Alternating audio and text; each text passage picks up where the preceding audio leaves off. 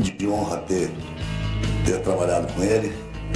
E feliz para o Palestra, que ganhou de 2, 3-1 do Santa Cruz lá no Recife, fora o baile. Não era uma questão de marketing, ele era assim. Lado esquerdo, o Edu Dracena e Egídio. Meu Deus! Verdadeiro ícone do jornalismo esportivo. Mas deixou uma linda história. O Avalone é um dos principais responsáveis por transformar o Mesa Redonda Futebol Debate da TV Gazeta em uma referência na televisão brasileira, consolidando o formato que até hoje é seguido por praticamente todas as emissoras que se dedicam à cobertura de esportes. Vicente Mateus, o eterno presente corintiano. O que é o Corinthians, o Esporte Clube Corinthians Paulista, na sua vida? Então, essa marca Mesa Redonda, ela é muito importante na história da televisão brasileira.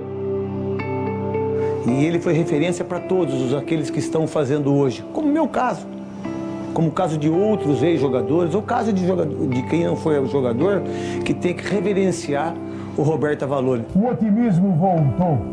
O que você perguntou, Neto? Jogar, ele vai concentrar? Não sei, mas ele vai dar força. Ah, tá bom. Força moral. E era daqueles jornalistas bem à moda antiga. Sabe por quê? Porque hoje o jornalista afina. Nossa. Ele não afinava, não. Eu acho que não houve pênalti e a cobrança não havia motivo nenhum para ser repetido. Trabalhou na PAN, trabalhou em grandes veículos, foi prêmio ESSO, um jornalista premiadíssimo, texto brilhante. E quando ele, apesar de ser um homem feito em jornal, quando ele descobriu a televisão, aí ele se soltou. Puta, de cada murro na mesa, onde cada um que perdia, eu ficava quebrando a mesa lá. Em nome do Jornalismo Futebol Clube, eu falei, Palestra, que ganhou de 2, 3-1 do Santa Cruz lá no Recife, fora o baile. Palmeirense apaixonado e confesso.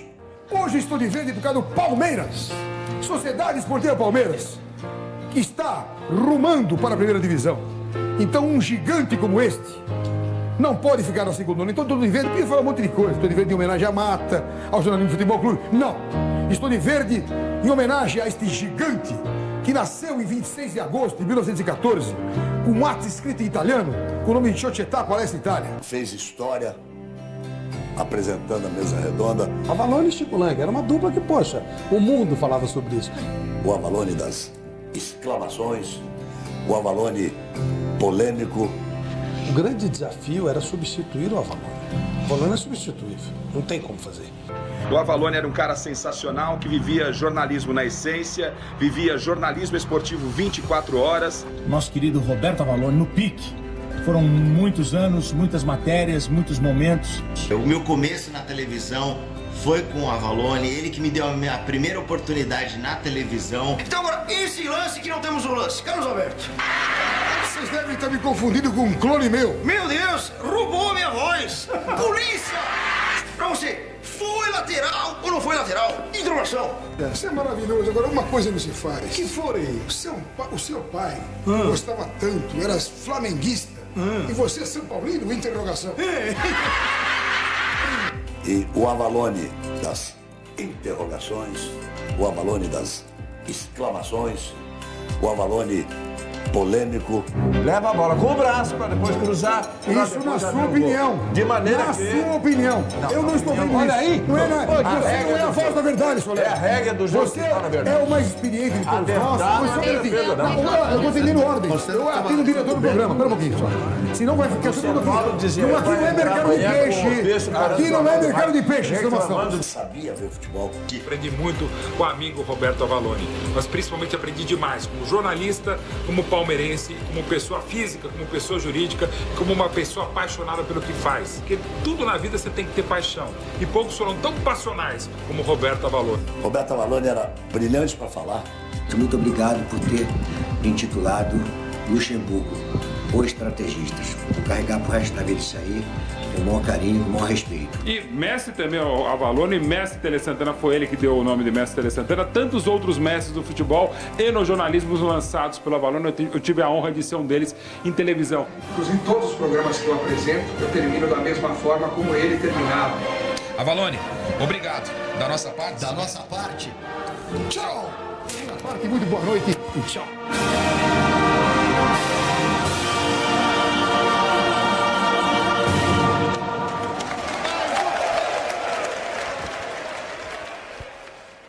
Ele é publicitário, roteirista, músico e palmeirense, óbvio, né? Sócio da Avalone Filmes, que produz filmes audiovisuais e corporativos para, exemplo, Danone, BRF, LG, Heineken, Dia, Mondelez, e é filho desse ícone do jornalismo esportivo brasileiro. Tenho o prazer, Caio Avalone.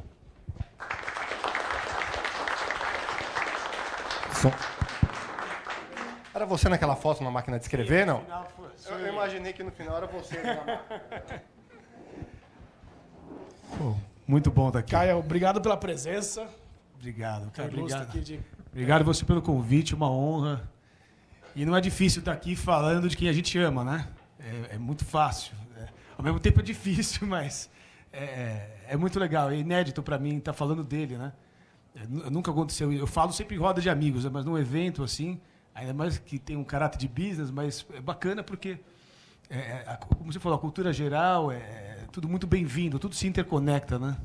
E parabéns pelo vídeo. Pela primeira vez, eu não vi o vídeo antes, vi agora, junto com você, junto com todo mundo aqui.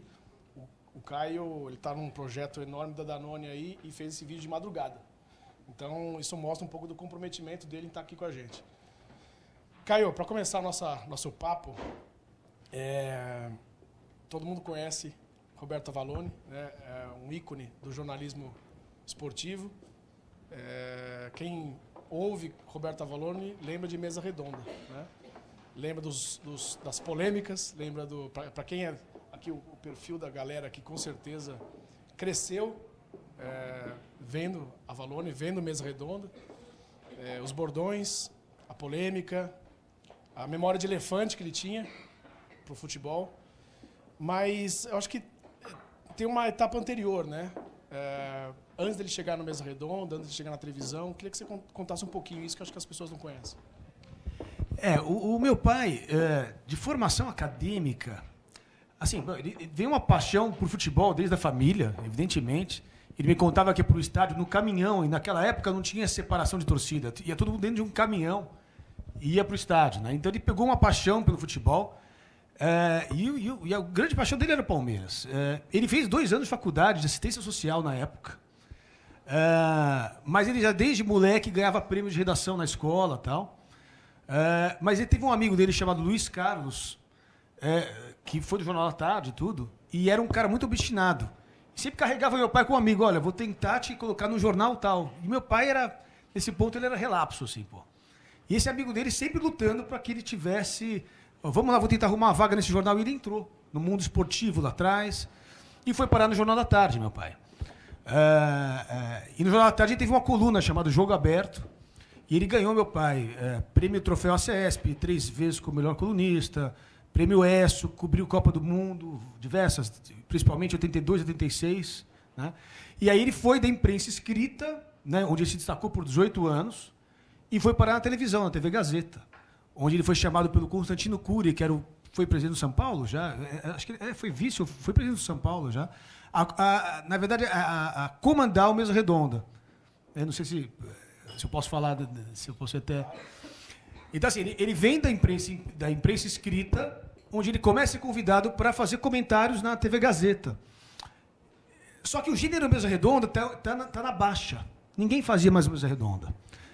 Às 10 da noite, se você entrasse na Globo, era Festival Charlie Chaplin. Ninguém dava bola para esse gênero. E aí o Constantino falou, Avalone, vamos ressurgir o Mesa Redonda.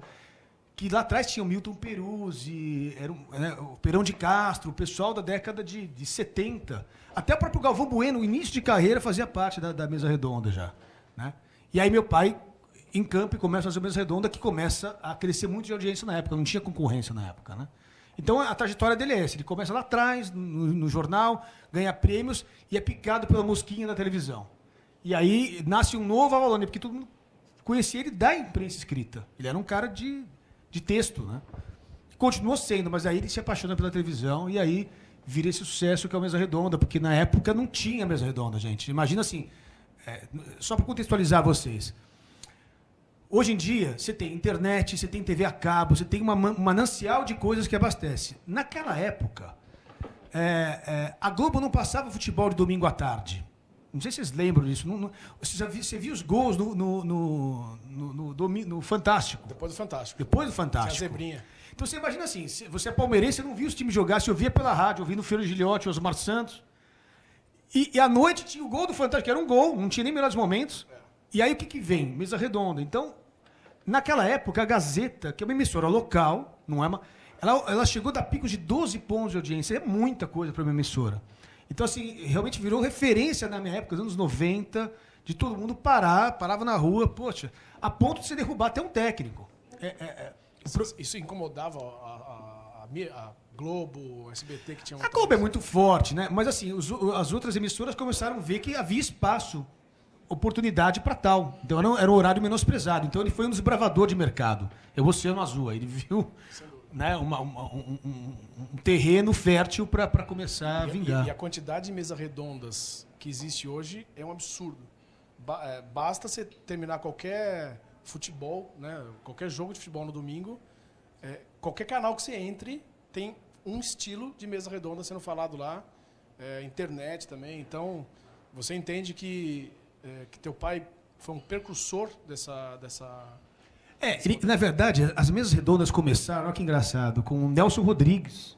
Chamava Mesa Redonda Facite. Facite era uma máquina de escrever.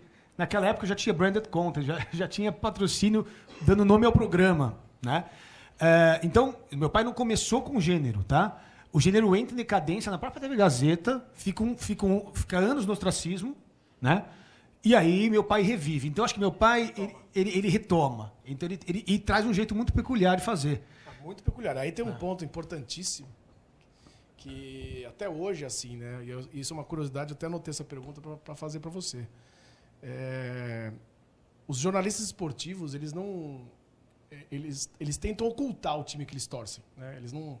Até para tentar mostrar um comentário um pouco mais isento, mais imparcial. É difícil de saber qual é o time que aquele comentarista, ou apresentador, ou narrador, tal, torce. E teu pai era o inverso. Ele não só era palmeirense, como ele fazia questão de torcer dentro do programa, mostrar tal. Conta um pouco pra gente, Caio, como é que isso parecia ele ser muito autêntico, parecia muito ser ele ali. Eu queria que você falasse um pouco dessa questão da palestrinidade dele, irritante para quem não é palmeirense. Mas como é que era essa... E se ele era assim fora das telas também? É engraçado, né? Vocês sabem que meu pai é persona... Foi persona não grata no Palmeiras. O fato de ele ser palmeirense não significava que ele puxava o saco do Palmeiras. É óbvio que era nítido. Ele fala, palestra, né? Ele tinha isso aí. Mas ele era muito crítico do Palmeiras. A ponto de alguns conselheiros ficarem pé da vida com ele, fala, olha, ele vai ser pessoa não grata, que ele só desce o pau no Palmeiras. Então, assim, ele não aliviava pro Palmeiras, pelo contrário, acha de quem você gosta, você cobra mais. Então, assim, não tinha essa questão de parcialidade. Agora, era evidentemente que que a aura dele era verde, ele suava isso. Até a camisa desse programa foi de verde, pô. Né? Mas ele nunca no ar dizia, eu sou palmeirense. É engraçado. Você nunca vai ver ele falar, eu sou... Não precisava. Não precisava. Mas ele não assumia falar assim, ele falava assim, eu sou jornalismo futebol clube. Então ele sempre, ou sociedade esportiva, jornalismo, é óbvio que ele era, né? Mas ele não aliviava, não. E, tanto que ele ganhou o título de pessoa não grata. Né? Só 2 conselheiros na época votaram a favor. Meu pai estava criticando, eu lembro que uma vez ele estava pé da vida, ele falou que o Zinho estava com a bunda muito grande. Ele não consegue se mexer em campo. Então ele era muito... ele era muito ferrenho em alguns momentos. E deixava os caras malucos, pô. Não era fácil, não. E já que você estava falando um pouco de polêmica... Agora, só, você perguntou se ele era palmeirense. Cara, ele era muito palmeirense. Então, assim, se eu puder dizer assim, tem jornalista que a gente conhece, que sabe que ele torce para um time, ele fala, tá, mas nos bastidores ele não sofre por aquele time. Ele acostumou, ele virou quase um jornalista profissional, e o meu pai não tinha isso. Acabava o programa, ele estava chateado com o Palmeiras, ele me ligava, tô deprimido, o Palmeiras perdeu. Isso até há pouco tempo. Então ele me ligava, às vezes eu estou distraído com outra coisa, vendo, ele falou, pô, você cumpriu o seu dever cívico de palmeirense, você está vendo o jogo? Você não está vendo o porra do jogo? Então, assim, ele era autêntico dentro e fora. Então, eu acho que o grande segredo, acho que de qualquer um, é ter paixão. Então, aquilo não era trabalho para ele, aquilo era diversão.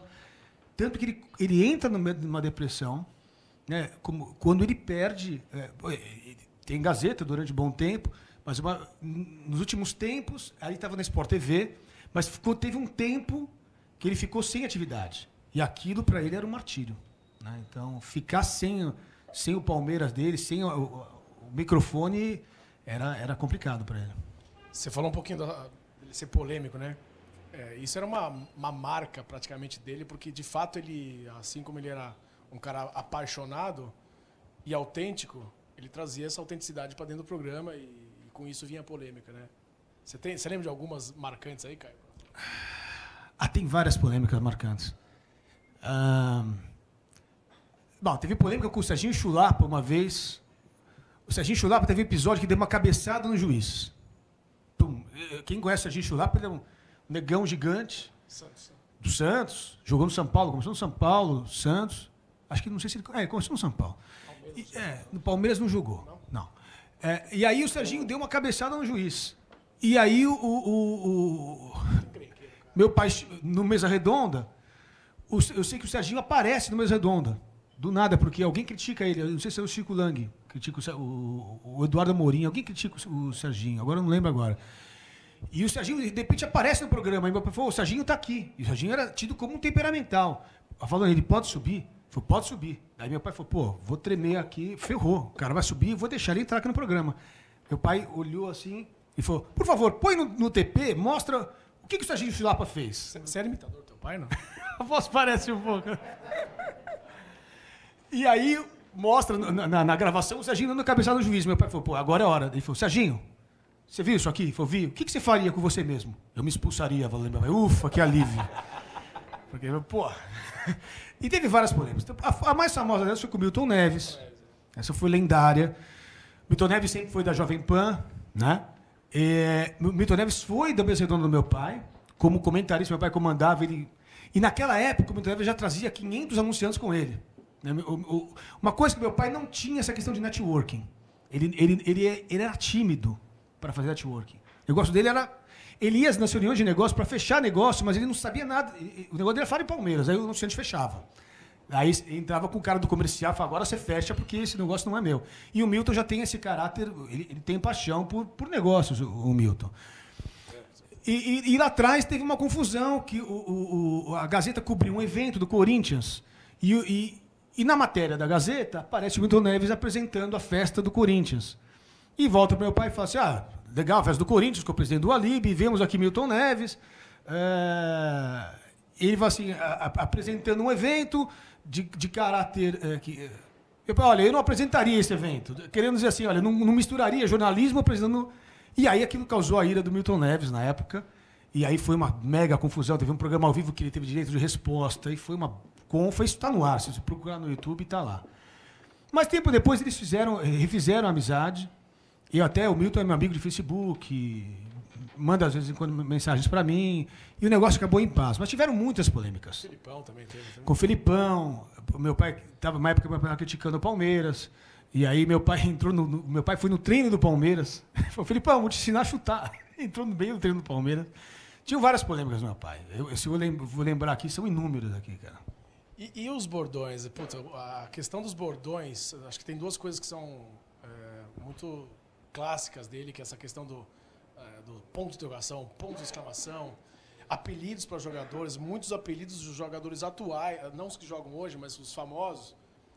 As pessoas acho que não sabem, mas foi teu pai que deu. Como é que é? Conta um pouco isso aí. Então, como meu pai veio de imprensa escrita, onde se pontua, então ele trouxe isso para ressaltar o que ele está falando. Então, Nexus, uma reunião incrível, imperdível, exclamação. Né? Celton, vírgula, meu amigo, gosto de você, reticências. Então, ele falava muito isso e marcava. Então, onde a gente vai, onde eu ia com ele, onde eu vou, você fala, Caio, filho da Valor, exclamação. Então, isso pegou uma... E realmente dá uma força, né? Dá uma força. Você, além da situação sonora, você ainda coloca a exclamação. Então, isso virou uma onda. E meu pai gostava muito de colocar apelidos mais carinhosos, não no sentido pejorativo. Eu tenho isso comigo também. Daqui a pouco eu te arrumo um. Não aqui. Então, por exemplo, César Sampaio, o volante. Ele fala, César Sampaio, o monstro do Parque Antártica. Evair, El Matador. Marcos, o goleiro Marcos, São Marcos, meu pai que deu. Dele também. Tele Santana, mestre Tele Santana. Luxemburgo, Vanderlei, o estrategista. Euler, o filho do vento. São inúmeros. Dá para fazer só, e isso marcou muito. Tem mais, eu vou encontrar mais daqui a pouco aqui. Ele gostava de ser imitado? Mestre Tele Santana, foi ele que fez. Mestre Tele Santana. Olha, meu pai gostava de ser imitado, mas tinha momentos que ele, confesso que ele ficava meio bravo de vez em quando. Falei, pai, pelo amor de Deus, isso aí é amor. Se alguém está te imitando, é óbvio que você sente quando existe um caráter irônico para cutucar, né? Mas, por exemplo, o Alex Miller, que é repórter, todo mundo conhece, do esporte interativo, conviveu com meu pai na Rádio Bandeirantes, pegou um amor, ele imita meu pai perfeitamente, não só imitar, o jeito, ele imita meu pai. O Porpetone, não sei se tu conhece, né? Tu não conhece. Eu lembro que eu estava no estúdio, eu era o único cara do meu pai, estava sempre no estúdio. E aí eu lembro que chegou um menininho, o Porpetone é baixinho, com uma fitinha. Falou, pô, eu queria dar a fita pro seu pai. Eu lembro como se fosse hoje ele entrando. E aí ele arrebentou, já está no SBT. E ele imita meu pai brilhantemente, assim. E vários imitaram. Beto Hora, Sobrinhos da Taíde, Rádio 89. Foi uma legião. Foi muita gente imitando ele, assim, por esse jeito peculiar dele ser, né? Então, no final, ele foi até no show de humor do Porpetone. Ele gosta, assim, o Alex Miller. Mas meu pai era muito vaidoso. então tinha momentos que falava, pô, né? Enfim. A boa imitação enaltece o profissional, né? Sim, eu acho que sim. Só é reverência a eles. Falando de paixão, não sei se você lembra aqui, mas na tua cabeça, quais foram as maiores tristezas e as maiores alegrias que ele teve no futebol? Então, eu vou falar uma coisa que não é nem Palmeiras, tá? Meu pai não era só Palmeiras, não, gente. Meu pai adorava tudo, né? Que ele tinha essa coisa... Eu lembro que em 82, meu pai foi a primeira seleção que me fez chorar. Eu era moleque na Copa de 82 da seleção. Éder, Zico, Sócrates, Falcão, Júnior. Eu confesso que foi a seleção que mais me marcou. Eu tenho gravado tudo isso em VHS até hoje. De vez em quando eu vejo, pô. Então, meu pai falou que marcou muito para ele a derrota da seleção. Palmeiras e Manchester, né? Mas teve Palmeiras e Inter de Limeira. Palmeiras, 18 anos que não era campeão. E o Palmeiras me perde para o Inter de Limeira com o Morumbi lotado em 2 jogos. Então aquilo foi um desastre. Eu lembro que, pô, eu chorei. Puta, foi difícil. Agora, a maior alegria que eu lembro dele foi o 93. Tinha que ser, né? 93, para mim, me marcou, acho que ainda mais que Libertadores, você quer saber, para mim. Porque o Viola imitando o Porquinho no jogo anterior e o Palmeiras indo lá. Eu lembro que meu pai ficou tão nervoso que ele ficou na emissora, ele não quis no estádio. Vai ir, né? Evairzinho. E aí, Edilson, e aí eu fui pro estádio com a Elô Campanholo, que é uma produtora, trabalhou com o Milton Neves depois. Quando eu chego na Gazeta, a gente desce a rampa, ele está na porta, me esperando braço a braço, e a gente começa a chorar. Daqui a pouco eu choro aqui. Mas foi lindo, cara. E depois tem uma história legal sobre esse 93 também. Tá. Tem um ponto interessante aqui, que às vezes ele não levava no programa só convidados, jogadores de futebol. Ele levava, às vezes, alguns gurus, caras que não tinha nada a ver, para falar de astrologia. Ele era... O que levava ele a fazer isso, cara? Ele era ligado em espiritualidade? Qual que era o papo? Então, na verdade, eu sou ligado em espiritualidade, né? Existe filho que influencia pai também, né? Ele me influenciou em tudo, mas algumas coisas eu conseguia influenciá-lo, né? E aí, em alguns momentos, ele trazia para o programa, até porque dava audiência também em alguns momentos. Então, ele falou assim, vou trazer hoje... Né, início da temporada, astróloga kármica Dulce Regina, lembro até o nome dela. E ela vinha e falava das previsões para os clubes, né? Então tinha o Robério de Ogum, que o Robério de Ogum realmente, em tese, ele fez o Vanderlei Luxemburgo, o Palmeiras jogar de meia branca. E o Palmeiras foi campeão. Então o Robério de Ogum virou uma espécie de cara das celebridades, né? Então meu pai trazia ele para o programa. Então alguns ele trazia. Então, ele curtiu o tema, assim. Ele curtiu o tema, assim. E tem algumas histórias muito legais que depois posso falar também, se você quiser. Pode falar. Então, vamos lá. Vou contar uma história. Isso aí acho que é off, acho que pouca gente sabe isso aí. 93, para quem conhece, o Palmeiras ficou 18 anos. Só entender assim, imagina um clube 18 anos sem ganhar nada. Aquilo tá virando uma questão de honra. Tava difícil conviver com aquilo. Aguentando os corintianos e São Paulinos. E aí, meu pai tinha uma tia falecida, tia Dora. Ele sempre falava dela no programa, da tia Dora. Ele chega para ela e fala assim, ô Dora, deixa eu falar uma coisa para você. Ela é muito católica. Eu nunca pedi para você rezar pelo Palmeiras, por esporte, por causas não nobres. Mas essa causa aqui é nobre. Dora, reza para o Palmeiras ser campeão. E aí tinha uma tal de oração das almas, onde ela ouvia um disco de um padre Donizete italiano que fazia aquele som antigo. E ele, ó, santo nome dele. Ela ouvia aquela reza e consistia em ter que pegar um copo d'água depois da reza e dar para alguém que você visse na rua, passando. Ela faz a reza, enche o copo d'água, ela morava na Barra Funda, Rua Conselheiro Brotero, um lugar simples, classe média, baixa. E toca a campainha. Falei, pô, já tocou a campainha? Nem fui dar copo d'água para ninguém, como é que toca a campainha assim? Aí ela foi abrir a porta, ela e o irmão dela, o meu tio Cláudio. Aí quando abriu, tinha um homem com cabelo para trás, um terno branco. Ele falou, pois não, você quer alguma coisa? Eu falei, não, eu só vim aqui porque eu quero um copo d'água. Daí ela falou assim, bom, ok, então tá aqui. Eu estava fazendo um copo d'água, tá na mão. E eu queria falar uma coisa para vocês, o Palmeiras vai ganhar, né? 1-0 no tempo normal e 3-0 na prorrogação. 3-0 no tempo normal e 1-0 na prorrogação. Ela deu o placar.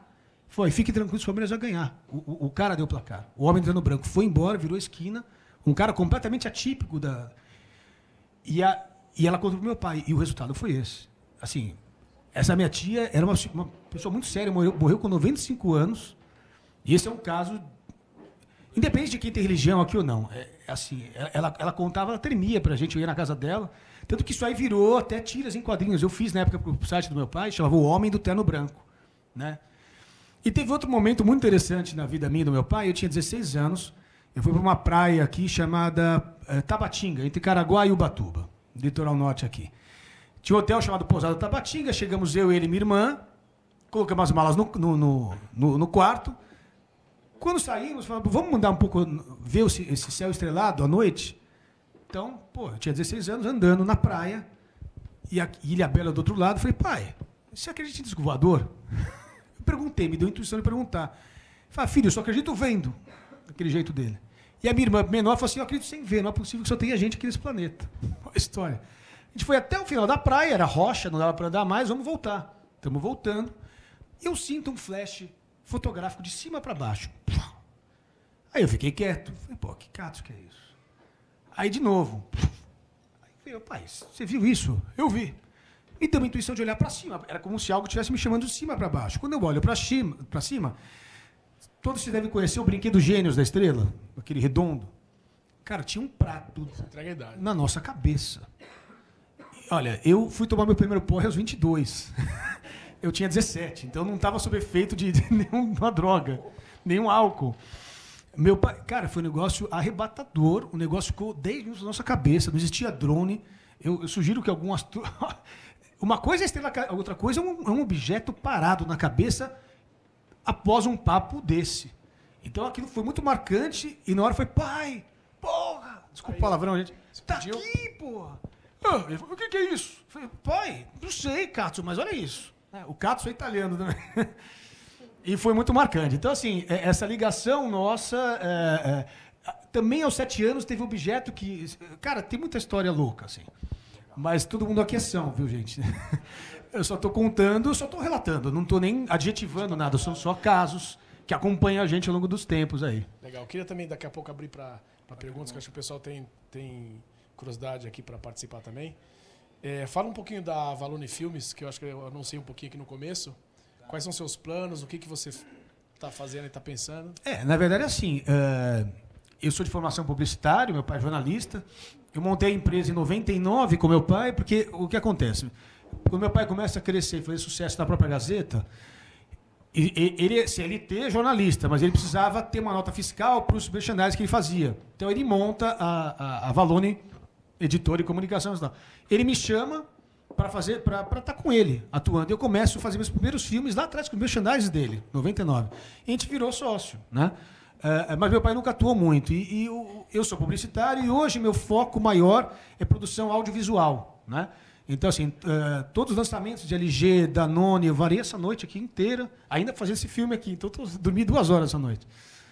Então, eu faço muitos filmes de produções corporativas. Então, filme para web, comercial de TV, A Danone vai lançar um novo produto, da Água Bonafont me chama para fazer o filme. Então, assim, esse é o lado meu publicitário, né? Vídeos corporativos. Mas eu tenho paixão por storytelling, por contar a história. Então, eu estou fazendo meu primeiro documentário. Pretendo também fazer um documentário sobre meu pai, né? Então, a gente está indo muito bem, graças a Deus. Depois de 2016, falando de negócio agora aqui, eu praticamente quebrei em 2016. Porque eu fazia filme corporativo para inúmeras empresas, mas quando vem a crise, vocês cortam o quê? Filme. Então, assim, 2016 foi desastroso. Então, eu passei maus bocados e depois fui retomando. Então, faz 3 anos que, graças a Deus, tá bombando, cara. Legal. Antes de abrir minha última pergunta, não tão menos importante, Caio. Palmeiras tem ou não Mundial, cara? Olha, oficialmente, o importante para mim é o moralmente. Para mim tem Mundial, pô. Porque em 51 aquilo era um torneio mesmo, onde os melhores do mundo jogavam, pô. Aquilo só não tinha chancela da FIFA, mas a FIFA já reconheceu isso com o documento, pô. Tinha índio nesse jogo, o Caio. Gente, quem quer perguntar?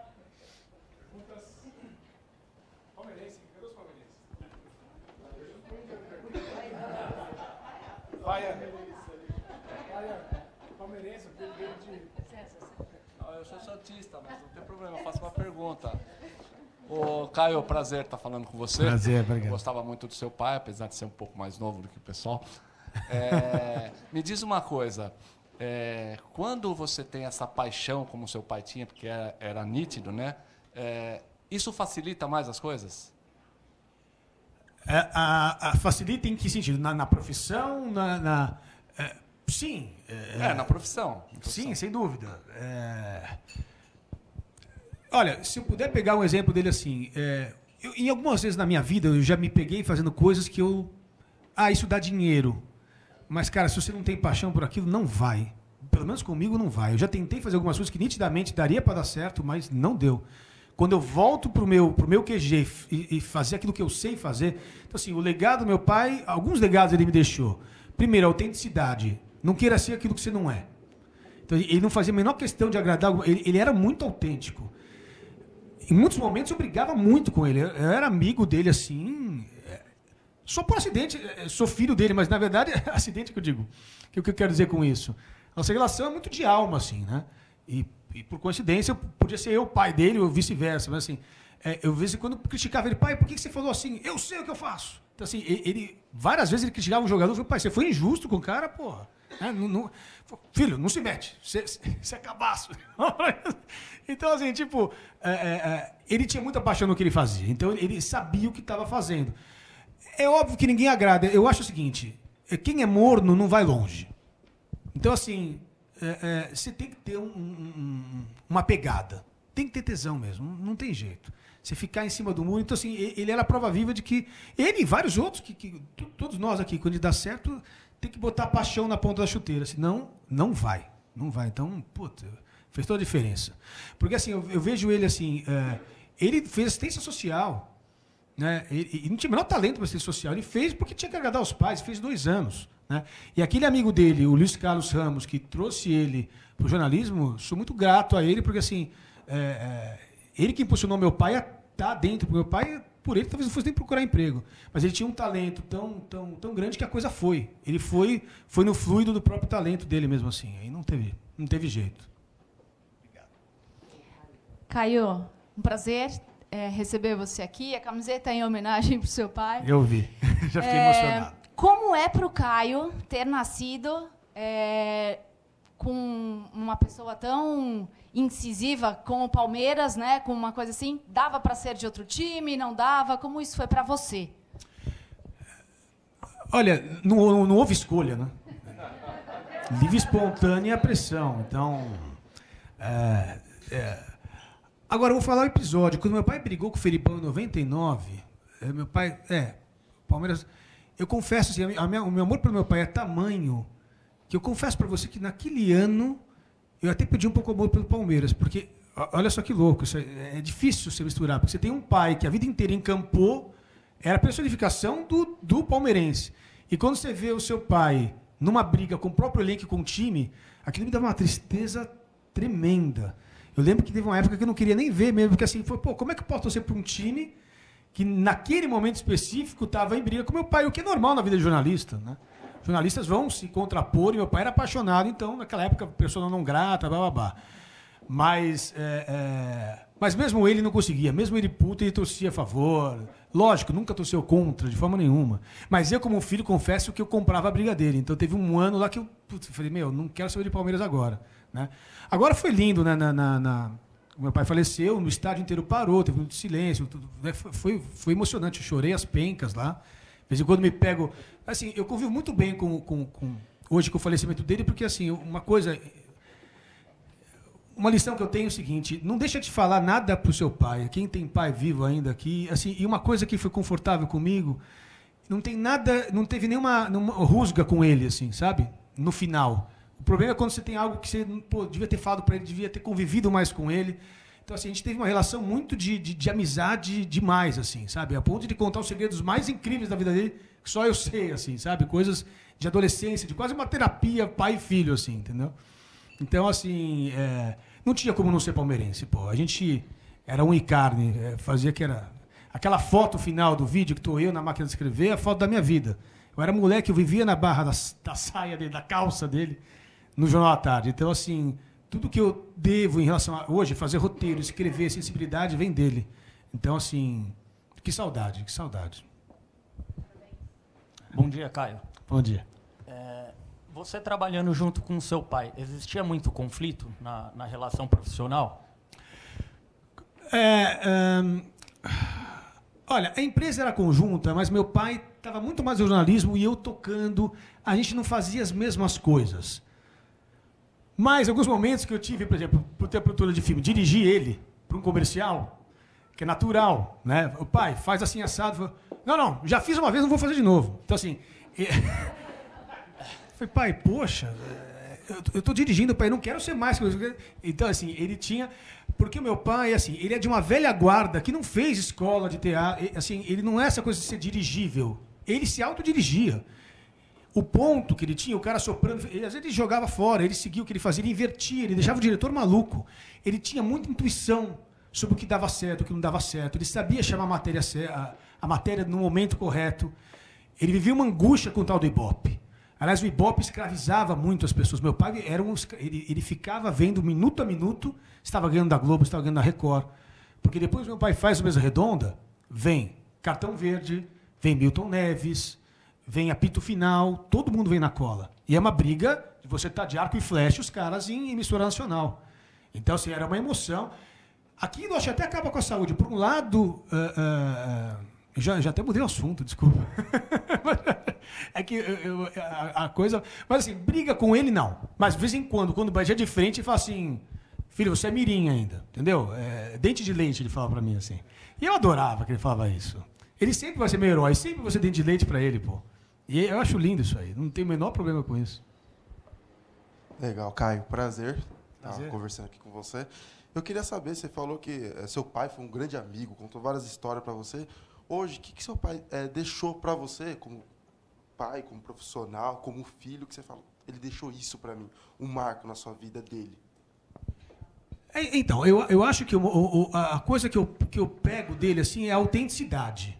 Então, em alguns momentos na vida, eu já tentei... não é esse o termo. A gente, às vezes, nas relações sociais, a gente, às vezes, veste uma máscara, né? E ele não tinha isso. Então, assim, eu gostava dele da personalidade dele. Ele não tinha vergonha, às vezes, de onde veio. Ele tinha um jeito muito espontâneo de ser. Então, eu acho que ele me deixa a autenticidade, a honestidade. Eu já vi empresário de futebol, nesse meio, eu não estou falando de ninguém, tá? Mas meu pai nunca... Assim, ele tinha ojeriza a qualquer coisa de corrupção. Então, assim... uma bala que não era nossa, assim, era uma coisa assim. Então ele tinha um compromisso. Olha, essa é muito legal, essa eu preciso contar. Meu pai fazia os merchandisings, né? E tinha uma empresa que chamava Intergrife, que fazia camisas. Ele tinha essa honestidade dele, com compromisso com a verdade. Ele falou assim, um dia ele falou assim: vamos falar agora de Intergrife, a camisa bababá. Ele falou assim, ele falava as características da camisa, assim, ó, Intergrife, as camisas que de vez em quando eu uso. Cara, aquilo foi um case. Mas eu falei, pai, cara, porra, como de vez em quando você usa? O cara tá te pagando, eu uso. Não, filho, mas não é assim porque eu uso, porra. Cara, então, assim, só por aí você vê. Então, assim, essa questão da honestidade dele. Agora, por outro lado, ele criou parcerias duradouras. Então, quem não conhece o sapato de Polini da época do... Pô, o anunciante esteve lá com a gente agora, pô... Aquilo era verdadeiro, ele gostava do Dipolini. E tinha um sapato. Ele queria ficar um pouco mais alto, então tinha um sapato. Tinha um salto maior lá, que eu esqueci o salto. Maggiore, Dipolini Maggiore.